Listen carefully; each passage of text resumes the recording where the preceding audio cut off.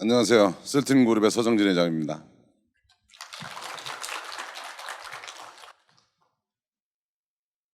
조선비제에서 이런 의미 있는 행사를 하시는데 이렇게 첫 연사로 이야기를 할 수 있던 기회를 주셔서 되게 영광스럽게 생각을 합니다.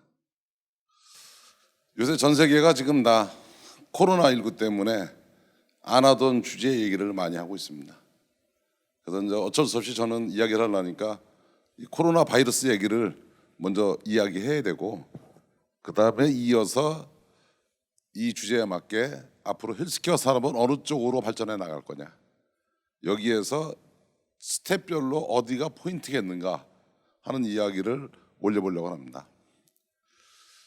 사실은 200년 전에 페스트가 돌았고요, 100년 전에 스페인 독감이 돌았고, 2020년이 100년 되는 해인지를 우리가 모르고 있다가 코로나19가 온 거예요. 그리고 저한테 많은 사람들이 앞으로 이런 게 계속 올 거냐고 그러더라고요. 그래서 제가 그런 말씀을 드렸어요. 자잘한 건 오겠지만 또 큰 거는 100년 뒤에 올 테니까 지금부터 준비하면 되지 않겠냐, 너무 염려하지 마셔라, 이런 말씀을 드려요. 두 번째로는 이제 코로나19는 언제까지 이렇게 있을 거냐, 제가 보기에는 코로나19는 종식되지 않을 겁니다. 종식되기에는 이미 전 세계로 너무 퍼졌어요. 그러면 치료제와 백신이 나오면 데미지를 줄일 뿐입니다. 그런데 코로나19 바이러스가 종식되는 방법 딱 한 가지 있어요. 갑자기 돌연적인 변이를 해서 독성이 약해지거나 독성이 더 강해져서 바이러스에 감염된 사람들이 유동을 하지 않아서 숙주가 사라지는 겁니다.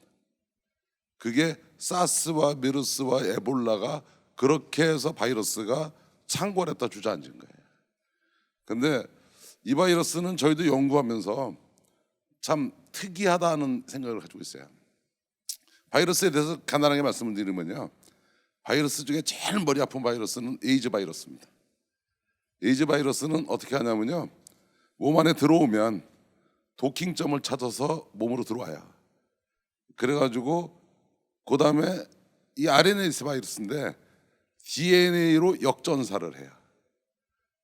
그래서 역전사를 하는데 어디다 하냐, 우리 몸 안에 염색체대 역전사를 시켜버려요. 그리고 필요할 때 복제를 해서 튀어나갑니다. 그래서 이 바이러스는 한번 걸리면 치료는 불가능합니다. 다만 바이러스 번식을 통제할 뿐이에요. 그래서 이 에이즈 바이러스 치료제는 4가지 메커니즘을 하는데, 하나는 바이러스가 몸 안으로 들어와서 잠복을 못하게 카바링하는 거 하나, 그 다음에 이제 두 번째로는 들어와가지고 RNA가 DNA로 역전사하는 거를 막아주는 거 하나, 그리고 거기서 치세포에서 다시 복제하는 걸 막아주는 거 하나, 몸 밖으로 튀어나가는 걸 막아주는 거 하나, 4가지 메커니즘을 가지고 있어요. 그래서 에이즈 치료제는 1세대 게 있고 2세대 게 있고 3세대가 있는데, 그러다 보니까 4개를 한꺼번에 잡아주다 보니까 부작용이 커요. 환자들이 고통스러워해요. 그래서 가면서 발전하는 거는 부작용을 줄이면서 효과를 조금씩 올리는 걸 하고 있어요. 그래서 저희도 지금 현재 에이즈 바이러스 치료제를 이제 지금 1세대가 있고 2세대 있고 3세대가 있는데, 저희가 2.5세대를 가지고서는 지금 미국이나 아니면 아프리카에 수출하고 있어요. 그다음에 이제 독감 같은 경우에는 몸 안에 못 들어오게 막아야 되고, 들어오면 이제 낭이라는 걸 털어서 쉽게 말하면 세포 안에 닷을 내려요. 그리고 일정 시간이 되면 지가 복제를 시작합니다. 그러고 복제가 끝나면 몸 밖으로 튀어나가는데, 이걸 버닝이라고 하는데, 버닝을 하면서 튀어나가요. 그래서 어떻게 해주냐면, 일단 못 들어오게 막는 거 물론 하나 있어야 되고요, 들어와서 복제를 못하게 하는 거 있어야 되고, 몸 밖으로 못 튀어나가게 하는 게 있어야 돼요. 그래서 이 튀어나가려면 버닝이라는 게 쉽게 말하면, 배로 말하면 닷을 올린다고 생각하면 되는 거야. 그래서 닷을 끊는 게 타미플루예요. 그리고 복제를 못하게 하는 게 아비간이에요.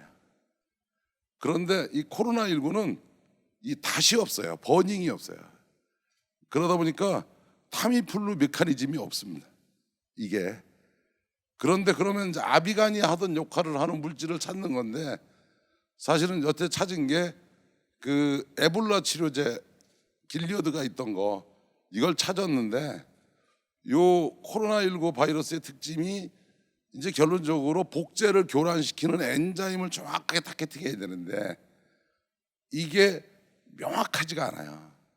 그래서 그 렘데시비르는 사실은 이제 복제를 교란시키는 건데 그 복제 교란 성공 그러니까 율이 높지를 못해요. 앞으로 계속 이런 것들을 찾아 나가야겠죠, 실제. 그래서 저희가 보기에는 이 바이러스가 에이즈 바이러스만큼 아주 고약한 바이러스도 아닌데, 독감 바이러스만큼 메커니즘이, 사실 어떻게 보면 이 코로나 바이러스가 독감 바이러스보다 메커니즘이 심플한 거예요. 뭐 그냥 타미플루 메커니즘이 없으니까. 그런데 참 어정쩡한 바이러스인데 독성이 어정쩡하게 있어요. 그리고 또 이제 이 바이러스라고 하는 게 몸 안에 들어오면 대개 평균은 5일쯤 되면 환자들이 징후를 느낍니다. 징후를. 근데 징후를 느끼려고 그러면 징후 느끼기 이틀 전부터 바이러스가 복제를 시작한 거예요.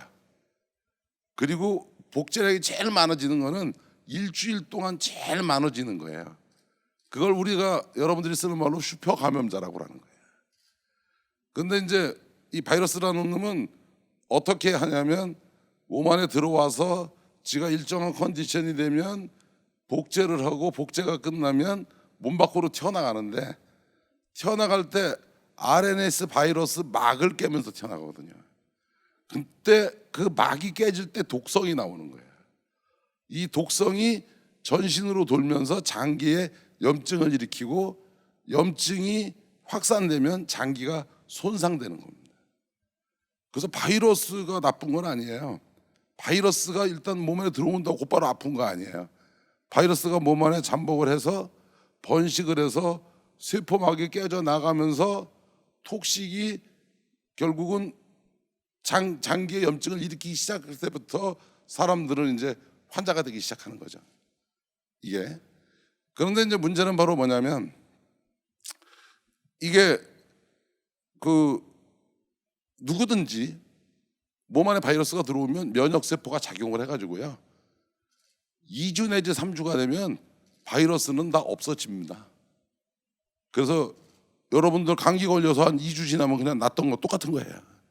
근데 감기는 독성이 강하지 않아서 데미지가 크지 않았는데 요 놈은 독성이 강해서 데미지가 큰 거예요, 이게. 그래서 2주 내지 3주 지나고 나면 사실은 바이러스 환자가 아니라 그 사람은 장기 손상 환자가 되는 겁니다. 바이러스는 일부는 남아있는 사람도 있지만 대다수의 사람들은 2주 내지 3주 지나면 몸 안에 바이러스는 없어요. 그 다음에 그럼 장기가 손상이 되고 나면 문제는 뭐냐? 장기 손상을 회복시켜 줄 수 있는 약이 있냐? 없어요. 우리가 소염제를 좀 쓰고 그러는데 그거 작은 염증일 때 통하는 거예요. 근데 장기 손상을 회복시켜 줄 수 있는 특효약 없어요. 지금 개발한다고 많이들 하고 있는데 당분간 나올 가능성 극히 낮아요. 그러면 결론적으로 어떻게 낫는 거냐? 자연 치유적으로 낫는 겁니다. 그런데 그래도 자연 치유가 되는 사람들은 여기에 제일 중요한 건 혈액순환이에요. 혈액순환이 원활하면 자연 치유되는 시간을 줄이고 그리고 데미지를 좀 미니마이즈 시켜요. 그래서 혈액순환에 제일 장애가 되는 거는 고령자, 젊은 사람보다 불리하시죠. 그다음에 비만은 100%입니다. 저 같은 사람이 코로나19 걸리면 무조건 중증으로 발전합니다. 되게 비만인 사람은 또 되게 당뇨를 가지고 있어요. 그리고 고혈압 가지고 있고 기존에 이제 질환들을 겪었던 경험을 가지고 있죠. 이런 분들은 사실은 어떻게 보면은 이제 장기가 손상되는데 회복되기가 힘들어지는 거예요. 그래서 동양인들이 서양인들보다 사망자가 작은 이유가 체형이 날씬해서 그래요. 비만자가 많은 나라가, 비만자가 많은 인종이 데미지가 더 큰 거예요. 이게. 그래서 지난번에 일본의 어떤 언론 보니까 일본인은 사망자가 낮은 게 일본의 식생활과 관련이 있다고 그러던데, 뭐 그건 아닐 것 같고, 소식을 하기 때문에 그렇습니다. 소식을 하고 슬림한 사람들이 많으니까, 고령자가 많음에도 불구하고. 그래서 뭐 음식 생활 습관 이거하고 관련이 있는 거 아니에요. 그래서 지금 전 세계에서 이거를 예방하는 게 백신이고 치료라는 방법을 찾고 있는데, 우선 예방과 치료가 나와야지 그나마 좀 공포감에서 그리고 일상이 유지가 될 수 있으니까, 백신은 이제 뭐냐면 전 세계 한 100개 정도 하고 있어요. 그중에 큰 거 한 10개 있는데, 며칠 전에 화이자가 얘기했던 걸 보고 RNA 백신이라고 합니다. 이 RNA 백신은 뭐냐면 코로나19 그 RNA 핵산을 합성해 가지고 이중 지질로 코팅을 해서 몸 안에 집어넣는 거예요. 요걸 하는 회사가 화이자하고 모더나예요. 두 회사가 요걸로 하고 있고, 그다음에 두 번째로는 이제 그 아데나 바이러스라는 걸 가지고 유전자 재조합을 해서, 원래 아데나 바이러스에는 없는 스파이크, 코로나 바이러스 보면 뾰족뾰족한 거 있죠. 그게 스파이크입니다. 그거를 발현시켜 주는 거예요. 요거를 하는 회사가 존슨앤존슨하고 아스트라제네카입니다. 그리고 러시아 백신이 이 백신이에요. 그리고 중국 백신 하나가 이 백신으로 하고 있어요. 요게 있고, 근데 가장 전통적으로 좋은 백신은 사실은 이 코로나19 바이러스 배양해가지고요, 어느 정도 양이 되면 사균화 시켜서 몸에 집어넣는 게 제일 좋은 겁니다. 이게 홀 바이러스 백신이라고 그래요. 근데 이거는 하다가 보면 그 오퍼레이터가 감염이 돼요. 그리고 지역이 감염이 되고. 근데 전 세계 누구도 이거를 할 엄두를 못 내는데 중국이 하고 있어요. 그거는 이제 BL3급 시설에서 하고 있는 거거든요.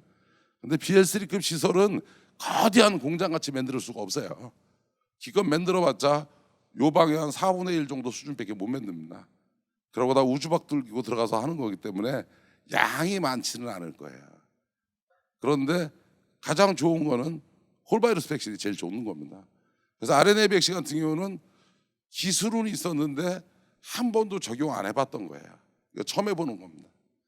그러면 이게 효과가 있는 것보다 더 위험한 거는 처음 해보는 거기 때문에 어떤 이상현상이 생기느냐를 아직은 모르는 거예요.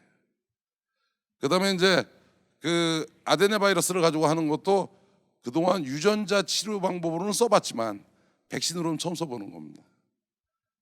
그리고 홀바이러스 백신은 감염만 안 되고 대량으로 만들 수만 있으면 그게 제일 좋은 겁니다. 그게. 근데 그걸 어떻게 중국이 하는지 저도 궁금해요. 저 BL3 시설로 해서 얼마나 저걸 만들고 있는지. 그러니까 이제 우리나라에서도 많은 사람들이 이렇게 얘기하죠. 우리나라는 백신 언제 들어오냐? 우리나라도 백신 하는 회사, 우리 DNA 백신 하나 하는 거 있고요. 그다음에 이제 그 유전자 재조합 백신 하는 거 있습니다. 물론 이제 뒤따라 가고는 있지만, 근데 내가 생각하기는 뭐 내년 상반기 말쯤 되면 백신은 한 10여 개 성공할 거예요. 왜 그러냐면 100개 중에 50개가 임상에 들어가 있어요. 그래서 공급을 전 세계에 받는 데는 지금 막 처음에 누가 받을래 하는 거 가지고 싸우는 거 있을지 몰라도 백신은 양을 조금 집어넣거든요. 그래서 뭐 공급은 내년 하반기쯤 되면은 전 세계에서 그래도 꽤 일정 수준까지 공급되지 않겠는가 이렇게 생각합니다. 그래도 백신이 나온다고 그래가지고 모든 사람이 방역이 되는 건 아니에요. 원래 독감 백신 같은 경우도 우리가 맞아도 사실은 항체가 생겨서 프로텍션이 되는 사람은 50에서 60%밖에 안 됩니다. 그건 개인의 편차에서 생기는 거예요. 그러니까 이제 치료 방법이 있어야죠.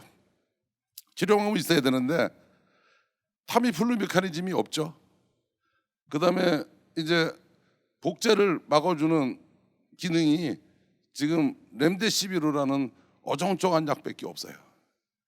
근데 이 어정쩡한 약이 하나 있으면 더 좋은 약을 개발하기가 힘들어요.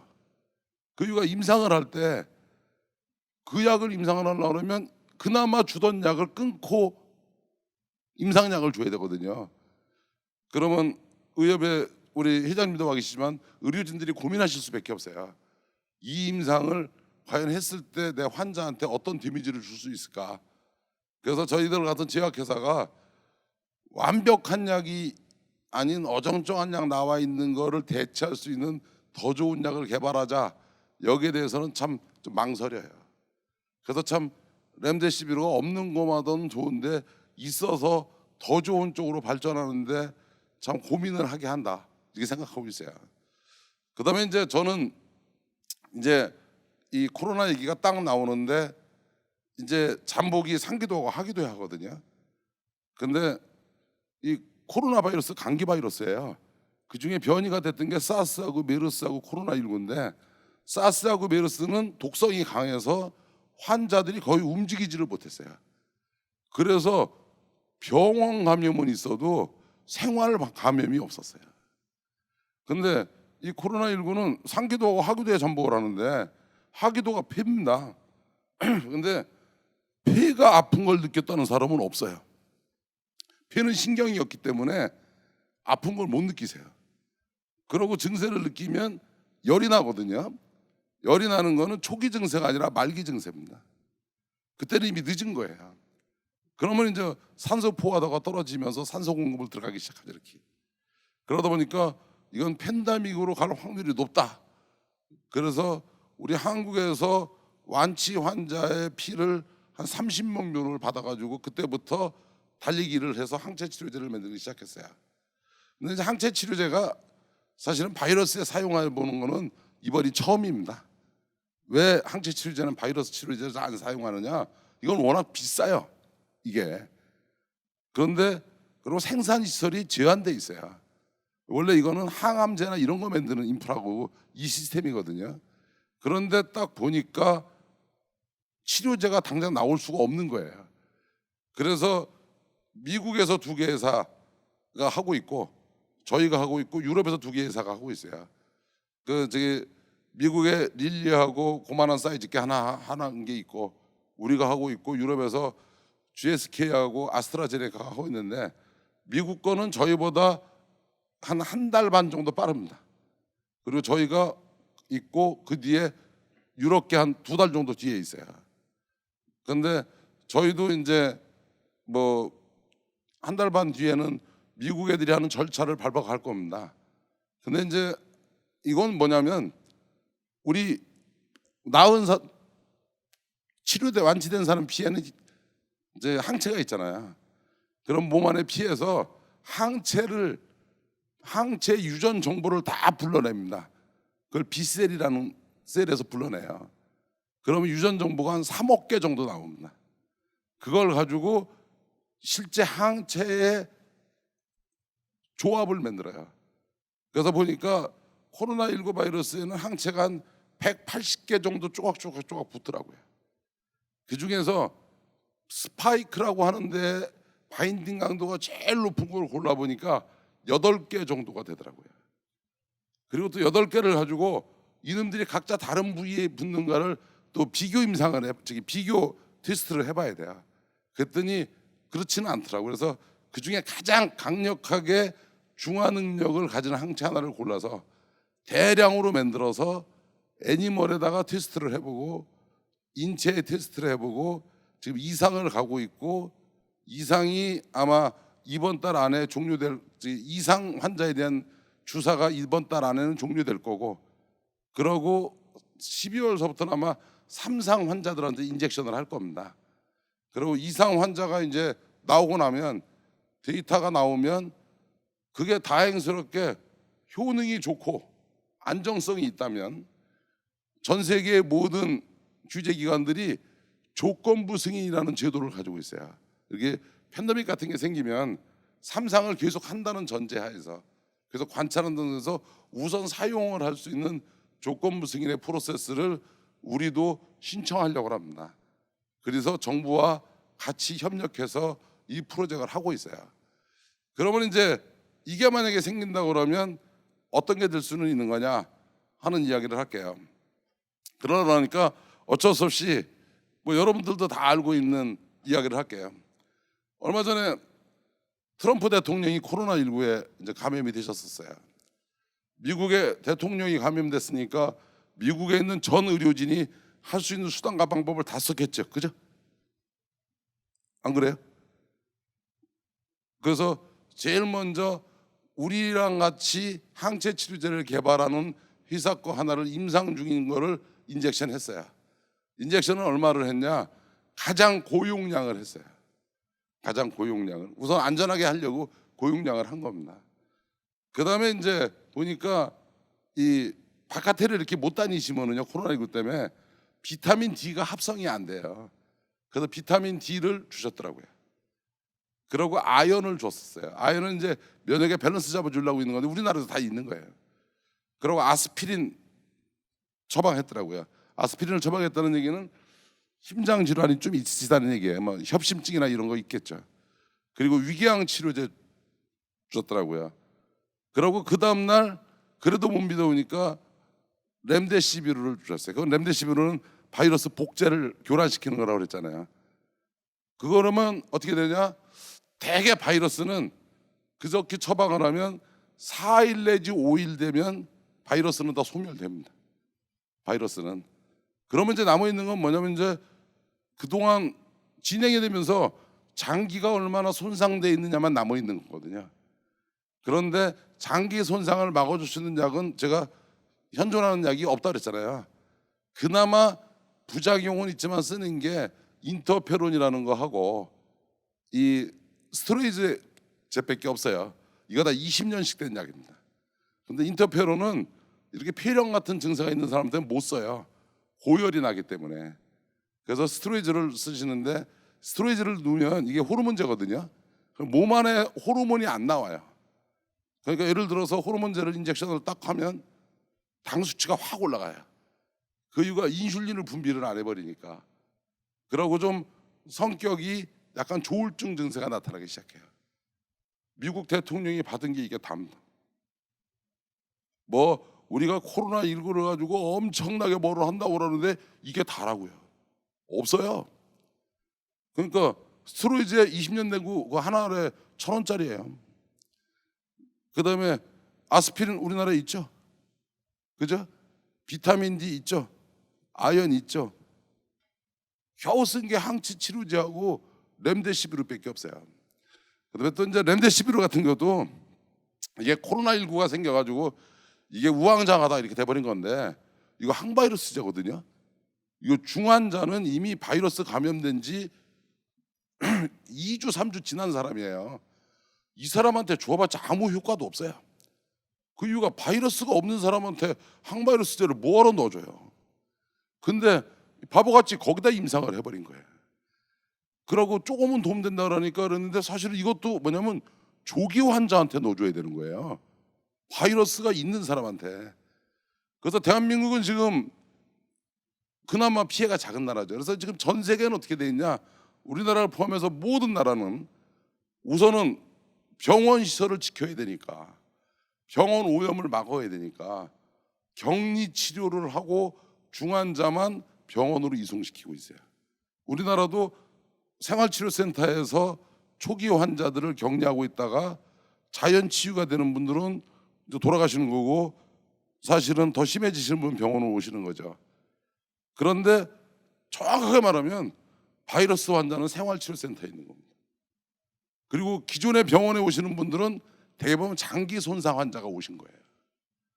그런데 이 치료제가 나오면 조기 진단을 해서 조기 치료를 해서 경증 환자, 중증 환자 가려는 게 아니라 중증으로 발전할 가능성이 있는 사람, 연세가 많다든지 비만하다든지 기저질환이 있는 분들은 중증으로 발전하지 않게 예방 치료를 해야 되는 거예요. 원래 바이러스 치료는 다 이렇게 해요.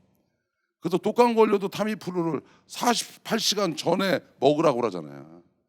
48시간 후에 먹으면 별로 의미도 없으면서 부작용만 있다는 얘기인 거거든요, 실제. 그래서 다행스럽게 그래도 이 코로나19가 딱 생기고 나서 우선 질본하고 보건연구원하고 식약처하고 또 저희 뭐 많은 회사들이 같이 하지만, 저도 우리나라에서 이 제약 사업하면서 정부의 공무원들하고 이렇게 협업이 잘 돼서 일해보기는 이번이 처음이에요. 그래서 진짜 니일 내일 없이 지금까지 일하고 있어요. 예를 들어서 우리 바이러스 치료제 개발하는데 회사가 바이러스를 만질 수는 없어요.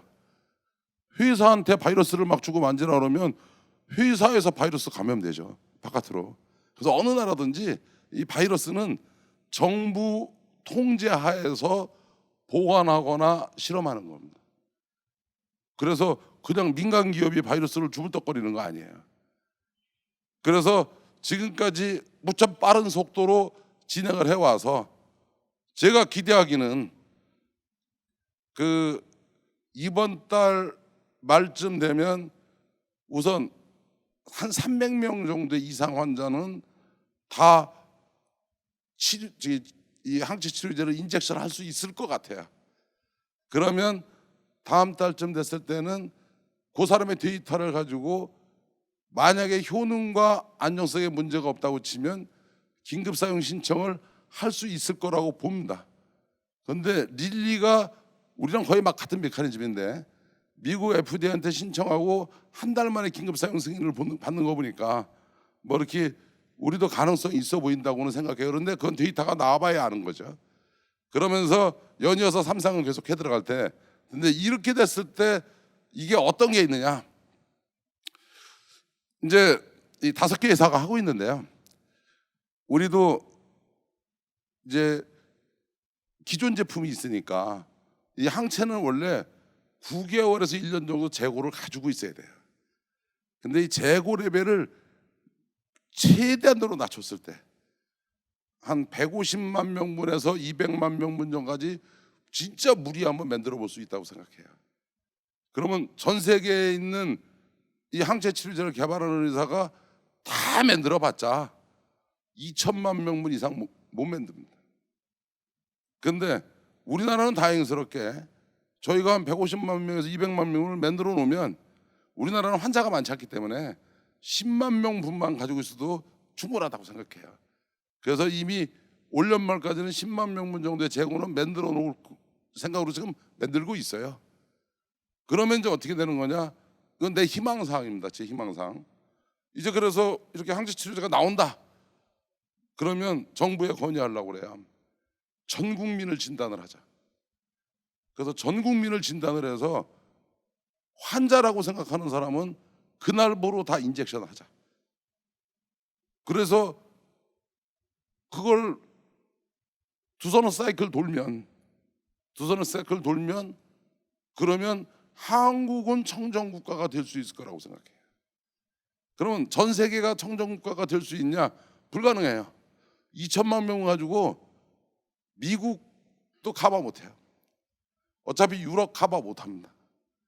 그러면 전 세계 코로나19가 다 없어지기에는 내가 보기에 백신이 보급이 된다 그래도 당분간 어려울 거예요. 그래서 전 세계 어떻게 될 거냐 하는 거는 두 번째로 고민하고 한국부터 빨리 청정국가를 만드는 게 답이라고 생각합니다. 그 이유, 저 우리나라에서 저도 코로나에 대한 전문가일 거 아니에요, 그죠?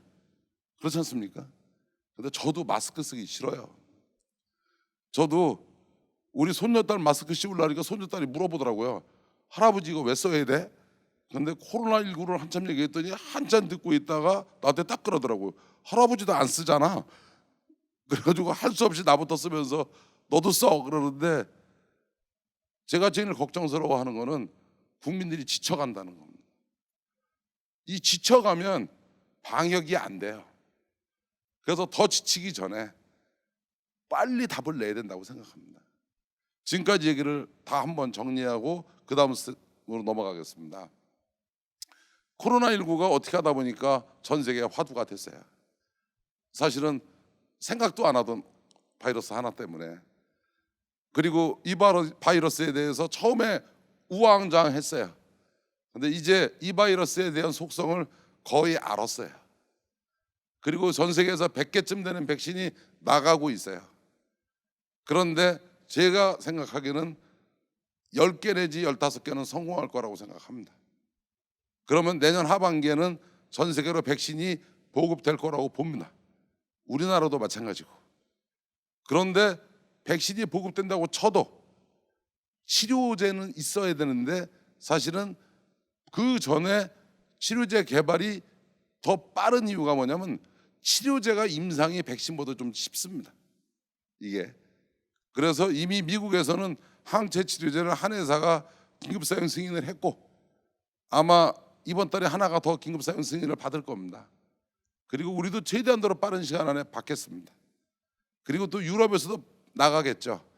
근데 다행스러운 거는 한국에서 항체 치료제 개발은 5개 회사 중에 하나가 한국에 있음으로써 그리고 생산 시설을 저희 회사가 전 세계 7%를 가지고 있거든요. 자국민을 커버하기에는 충분한 양을 가지고 있어서 그다음에 진단 키트를 전 국민한테 동시에 풀 수 정도의 인프라가 있어서 그리고 이제 지금 현재는 PCR로 하는데 요거는 이제 유전자 검사를 하는 건데 DNA 검사를 하는 건데 이거는 증폭 기능이 있어요. 그래서 사실은 이 진단 키트는요 살은 바이러스인지 죽은 바이러스인지는 구분을 못 합니다. 이거는 그냥 살았던 죽었던 그 흔적을 발견하는 건데 이거는 이제 소량일 때는 요 DNA 분석 방법을 써야지만 분석이 돼요. 소량이라는 거는 감염 초기라는 거예요. 조금 바이러스가 번식이 되면 항원 진단 키트로도 식별을 해요. 항원 진단 키트는 임신 검사하는 거랑 같이 10분 내지 15분이면 합니다. 근데 또 말기에 가서 아직 바이러스가 이 사람한테 있냐 없냐 이거는 사실은 더 정확하게 말하면 라이브 바이러스가 있느냐를 찾아야 돼요. 근데 그러려고 그러면 바이러스를 배양을 해야 되거든요. 이건 병원에서 불가능합니다. 그러다 보니까 이제 PCR로 바이러스가 있냐 없냐를 보는데 사실은 거기에 있다고 해도 죽은 바이러스일 확률이 높습니다. 그런데 이 간이 진단 항원 진단 키트로 하면 그나마 좀 더 라이브 바이러스가 없다는 걸 일찍 알아낼 수 있어요. 그래서 요 DNA 쪽으로 하는 것이 바이러스의 검출 능력은 더 좋습니다. 그다음에 항원 진단 키트가 검출 능력은 떨어지는데 초기에 떨어지고 근데 마지막에 가서는 사실 이게 더 정확해요. 그래서 저희가 한국에서 이제 이거 빨리 임상을 해야 되잖아요. 임상을 해야 되는데 불행하게도 한국에서 임상하기가 어려워요. 왜냐하면 바이러스 환자는 생활치료센터에 있는데 거기는 의료진이 별로 없어요. 그다음에 일반 병원에 있는 환자들은 바이러스가 이미 거의 없어진 분들이에요. 그래서 한국에서도 하지만 속도가 좀 느려요. 그래서 지금 전 세계에서 하는데 그래서 루마니아도 하고 헝가리에 나가서도 하고 스페인 나가서도 하고 아일랜드에 나가서도 하고 미국에서도 하고 지금 이제 곧 이어서 영국에서 하고 프랑스에서 하고 이태리에서 하고 브라질에서 합니다. 그런데 저희가 어떻게 하냐면 이 DNA 분석하는 PCR 방법에서 양성이라고 그래도 항원 진단 키트를 가지고서 해봤을 때 양성으로 안 찍히면 저희가 임상 환자 인노를 시키지 않습니다. 그 얘기는 너무 어리라는 얘기거든요. 그 다음에 또 PCR에서는 양성이라고 그러는데 항원 진단 키트에서 음성이라고 나와요. 그 얘기는 이미 바이러스가 거의 소멸됐다는 얘기예요. 그래서 그런 장단점이 다 있어요. 그래서 그걸 가지고서는 그렇게 한다고 치면 한국은 조기 청정국가를 선언할 수 있을 거라고 생각해요.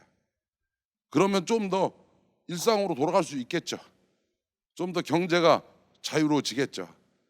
근데 오해 없이 들으시면 사실 하다 보니까 우연히 이렇게 된 건데요. 뭐 우리가 뭐 엄청난 전략을 가지고 해서 이렇게 된 게 아니잖아요. 근데 하다 보니까 우리나라가 바이오 헬스 쪽을 그리고 강조하는 국가가 되다 보니까 진단 키트 업체들이 사실은 영세했었는데 계속 디벨롭을 하고 있었던 거예요. 그다음에 어떻게 하다 보니까 항체를 전문적으로 하는 우리 의사가 있어서 사실은 대한민국 하나는 청정국가로 만들 수 있는 환경을 만들어 놓고 있는 겁니다. 그래서 이거를 단 하루라도 땡기기 위해서 현재 저희 직원들이 한 30명이 해외에서 활동을 하고 있습니다. 어떻게 하느냐? 예를 들어서 루마니아 얘기하면 루마니아의 병원에 가서 병상 5개 우리가 배정받습니다. 그리고 환자를 우리가 직원이 앰뷸런스로 픽업을 해서 병원에 와서 진료하고 검사하고 모시다 드려요. 우리 직원들은 앰뷸런스 안에 바이러스 환자랑 하루에 8시간을 같이 살고 있어요. 그래서 인사발령을 낼 수 없어서 자원자들이 가고 있어요. 그 친구들 출장 가기 전에 집에서는 환송의 가족들하고 하는데 그렇게 얘기한다고 그러더라고요. 살아서 돌아오라고. 사실 어떻게 보면은 전쟁터에서 전쟁하듯이 바이러스하고 싸우고 있는 겁니다. 그런데 그렇게 하는 이유 단 하루라도 줄이기 위해서 그렇게 하는 거예요. 이 정도면 박수는 쳐줘야 되는 거 아니에요? 쳐주려면 좀 화끈하게 쳐주지 뭐 이래요. 그래서 직원들한테 되게 미안해요. 그러면서 매일매일 밤마다 저한테 전화로 보고합니다. 어느 나라 어느 병원에서 환자 몇 명 갔다, 몇 명 갔다. 그런데 저희가 아무나 임상을 하지 않아요. 55세 이상, 비만한 사람, 그리고 당뇨나 이런 게 있는 사람들. 그런데 임상에는 3분의 1은 물입니다. 3분의 1은 체중당 40mg을 주고 있고요. 3분의 1은 체중당 80mg을 주고 있어요. 근데 사실은 이 약을 개발하는 거죠. 어쩔 수 없이 이렇게 하는 거예요. 근데 우리 직원들과 그 닥터들이, 의사들이 제일 괴로워하는 게 누군가한테는 물을 줘야 된다는 거예요. 그럼 물을 준 사람은 호전되지 않거든요. 그래서 사실은 이 힘든 과정을 가지고 하나의 약이 개발되고 있는 겁니다. 그래서 약 그냥 연구실에서 뚝딱뚝딱 맺는 거라고 생각하시면 큰 오산입니다. 실제. 그런데 저도 우리 직원들도 우리 정부의 모든 공직자도 다 알고 있는 거 있어요. 하루라도 빨리 가야 된다. 이거 알고 있어요. 그 이후 국민이 지쳐가고 있다는 걸 알고 있기 때문에. 그래서 지금 현재 상대적 피해가 작은 나라가 되어 있는데 이걸 어떻게든지 지켜야 되니까. 그리고 저도 사업가입니다. 지금 소상공인이 얼마나 어려운지 잘 알고 있어요. 자영업자들이 얼마나 어려우신지 잘 알고 있어요. 그리고 얼마나 직업을 잃어서 힘들어하시는 분이 계신지를 알고 있는데 그분들한테 내가 할 수 있는 거는 시간을 빨리 단축해서 정상으로 돌아갈 수 있도록 하는 거예요. 그래서 제 꿈은 내년 봄쯤 됐을 때 우리나라 사람들한테 씌워져 있는 마스크를 벗기는 겁니다. 그게 내 꿈입니다. 이것도 박수 쳐줄 줄 알았는데. 그러다 보니까 마스크 업체한테 되게 미안한 얘기인데 그래도 다행스럽게 전 세계는 그렇게 갈 수 있는 확률이 높지 않기 때문에 수출 물량은 수출기를 있을 거라고 생각이 들어요. 그러면 이제 제가 바이러스에 대한 얘기를 했어요.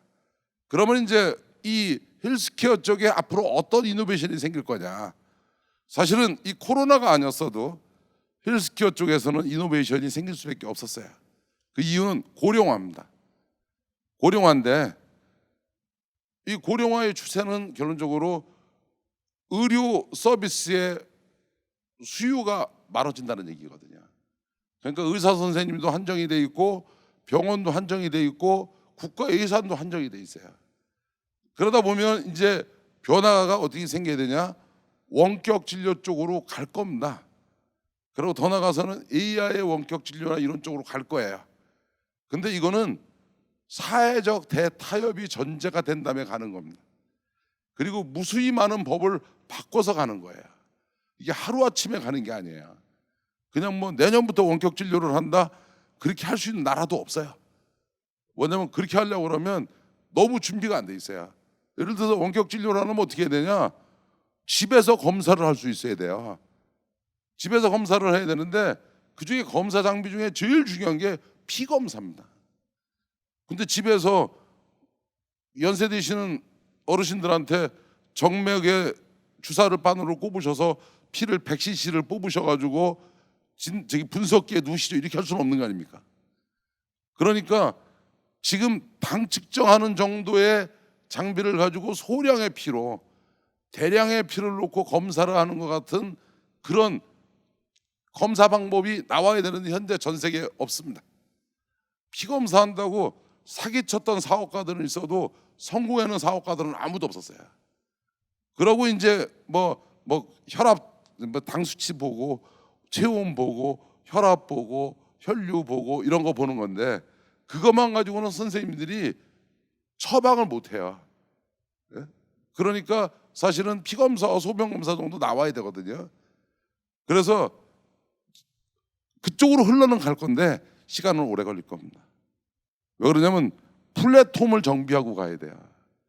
그전에는 이제 지금 뭐 하고 있는 거냐, 선생님들이나 아니면 의료 서비스에 좀 더 업무량을 줄여드리기 위해서 이제 영상 장비 같은 것들을 판독하는 거를 선생님들이 직접 하는 거를 일부 시뮬레이터가 들어가서 그거를 좀 더 고차원적인 말로 쓰면 AI 기능을 집어넣어서, 나는 그게 AI인지 아닌지 잘 모르겠어요. 왜 그걸 붙이는지. 예? 그걸 붙이면 좋아들 하니까 AI라고 씁시다. 근데 그걸 보고 우리 헬스케어의 디지털화라고 하는데 이런 거는 계속적으로 조각조각 나갈 거예요. 이렇게 계속 조각조각 나가는데 그게 큰 변화를 주지는 못할 거예요. 근데 그거부터 시작은 하겠죠. 근데 진짜 큰 변화가 되려면 집에 가정에 진단 장비 시트가 나가 있어야 됩니다. 피 검사서도 소변 검사도 모든 검사를 할 수 있는. 그다음에 두 번째, 모든 병원 데이터들은 빅데이터로 모여져야 됩니다. 그래서 원격 진료를 하려고 하면 선생님이 환자가 그동안 이 병원에서 진료를 했던 저 병원에서 진료를 했던 그동안 진료를 받았던 모든 데이터와 영상 장비를 볼 수 있어야 돼요. 그리고 현재의 컨디션을 볼 수 있어야 돼요. 그리고 원격 진료를 하는 거야. 그럼 원격 진료가 효과가 있으려면 약사법을 뜯어 고쳐가지고 약을 약국에서 처방해 주는 게 아니라 이커머스로 배달해 줄 수 있어야 돼요. 그리고 그런 오랜 시간을 머신 트레이닝을 시켜서 AI로 넘어갈 겁니다. 앞으로는 이 시대로 넘어가겠죠.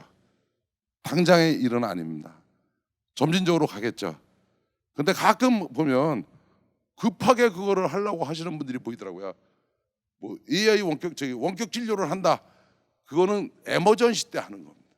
인프라도 없이 하는 게 아니에요, 그게. 그래서 이제 고령화가 돼서 의료 수요가 많아지면 진짜 중증 환자가 병원을 가시고 경증 환자는 그런 시스템으로 넘어가겠죠. 이거의 시도는 한국이 먼저 하는 게 아니라 북유럽이 이미 하고 있습니다. 그 시도를. 그 이유가 핀란드가 가장 빠른데요. 핀란드는 모든 국민의 데이터가 태어나서 죽을 때까지 빅데이터가 국가 데이터망으로 가지고 있어요. 그래서 그 나라가 요람에서 무덤까지라는 말을 쓰는 거예요. 우리나라는 빅데이터 없습니다. 다 쪼개져 있어요. 이거 모으는데 시간 무척 오래 걸릴 거예요. 그리고 핀란드가 가장 앞서 있고 노르웨이와 네덜란드와 덴마크가 뒤따라가고 있어요. 그래서 제가 핀란드 정부하고 4년 전부터 이 얘기를 하고 있어요. 이거를 이제 그쪽으로 가기 위해서. 그런데 거기에 가장 키는 피검사입니다. 피검사를 못 풀면 이 길을 못 가요. 그래서 앞으로 헬스케어 쪽에 어떤 변화가 올 거냐, 가장 기본이 되는 거는 플랫폼의 변화가 있을 겁니다. 그런데 이건 시간이 좀 걸릴 거예요. 플랫폼의 변화가 오기 전까지는 이제 의사 선생님들이 판독하고 그다음에 분석하고 하는 걸 도와주는 그런 이제 IT 기술이 접목이 되겠죠, 실제.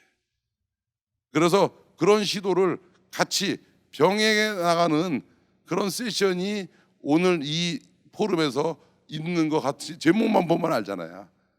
그래가지고 아마 다음 연사가 이제 그런 헬스케어 데이터를 디지털화하는 거 얘기하는 것 같아요. 그 다음에 GE가 전 세계 진단 장비로는 가장 뛰어난 회사거든요. 그러니까 이제 센싱에 대한 얘기를 할 거예요. 집에서 간편하게 할 수 있는 검사 방법. 그리고 보니까 오늘 오후에 이 백신과 치료제 얘기도 있더라고요. 제가 총괄적으로 했던 것 중에 일부가 거론이 될 거예요. 그런데 오늘 이 행사가 계기가 돼서 사실은 이제 제약회사와 병원 중심의 헬스케어 산업이 이제 많은 과학자들이 관심을 갖고 많은 기업들이 관심을 가져서 이제 새로운 변화를 만드는 구심점이 되기를 바랍니다. 그 주된 이유는 바로 뭐냐면 피검사를 하겠다. 제가 그 얘기를 했어요. 그거 바이오 기술로 하는 거 아니에요. 바이오 기술도 있지만 거기엔 나노도 들어가야 되고 가상현실도 들어가야 되고 그리고 또 사실 어떻게 보면 AI 기술도 들어가야 돼요. 이제 대한민국의 미래는 헬스케어 산업이 됐든 뭔 산업이 됐든 이제 기술융합의 시대로 4차 산업이 들어오면서 진입한 겁니다. 그럼 기술융합이라는 게 뭐냐? 저 바이오 사업 쪽에서는 잘 알아요. 근데 기술융합을 하려면 악보를 제일 먼저 만들어야 돼요. 그래서 오케스트라 지휘자라고 생각하면 되는 겁니다.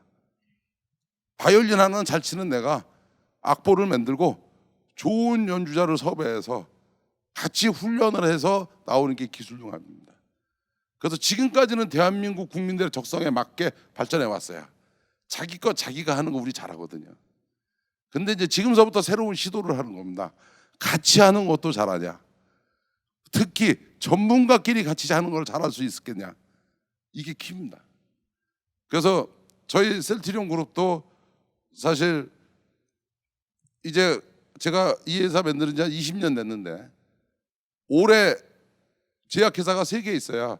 바이오로직으로 만드는 셀트리온이 있고 케미칼 제품이 있는 셀트리온 제약이 있고 전 세계 직판망을 가지고 있는 셀트리온 헬스케어가 있는데 3개 회사가 사실은 따로 왔지만 내년에는 통합시켜서 합병시켜서 종합제약회사로 만들려고 하는데 세 회사의 이익을 놓고 보니까 올해 전 세계 제약회사 서열로 35위에서 30위 안에 들어가겠더라고요.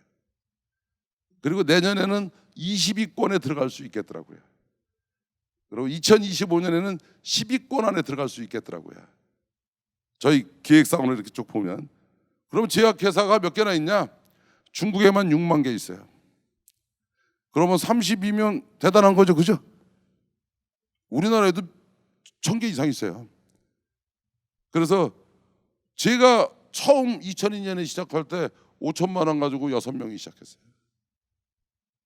그러고 이미 30위권에 있는 제약회사들 다 역사가 100년쯤은 된 회사들입니다.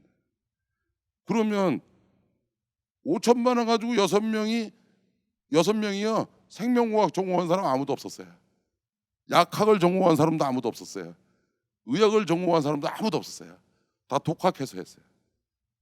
그런데 성공할 수 있는 주된 이유 이게 대한민국의 저력입니다. 대한민국의 젊은이들이 대한민국의 많은 도전하고 싶은 기업가들이 해보면 할 수 있다는 걸 저는 보여준 한 케이스라고 생각합니다. 그래서 기존에 지금 현재 셀트리온 그룹은 제약회사 3개에 원래 제약회사는 기능성 화장품을 다 가지고 있어요. 그리고 제가 취미 활동을 하는 엔터테인먼트 사업이 있는데 이거는 올 연말부에 내 후배들한테 다 물려주고 저는 올 연말에 은퇴합니다. 그래서 제가 하고 싶은 거는 이제 스타트업 기업인으로 다시 돌아가려고 그래요. 그래서 뭐 하고 싶으냐? 피검사를 풀어보려고 합니다.